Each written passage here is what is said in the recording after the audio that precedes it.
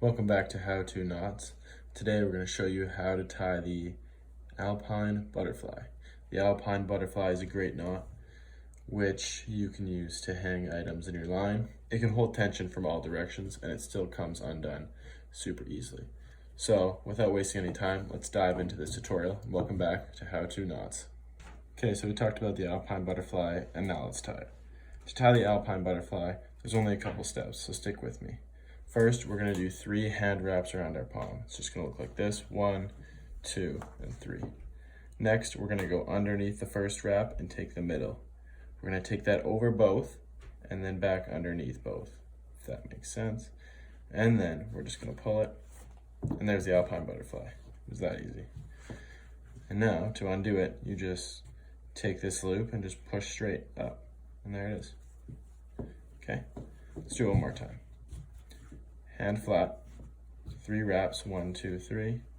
So there's 1, 2, 3. Underneath, grab the middle, over both, and then back underneath, and pull. There's the Alpine Butterfly.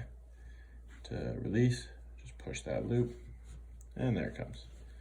So here's a little trick for your loop size with this hand wrap method. We're gonna make our 3 wraps, and now if we want a bigger loop, once we take that middle and go under, we're gonna keep pulling. So we're gonna see some slack comes out there. So now our loop's really big. We're gonna go over and underneath, and then pull that, and that'll make a huge loop Alpine Butterfly.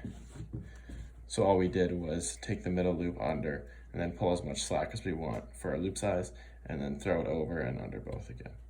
So that was it. That's how to tie the Alpine Butterfly. Now you can hang your objects in between your line.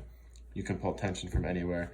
And this knot just comes undone really easily. It's super practical, useful knot, and we suggest it.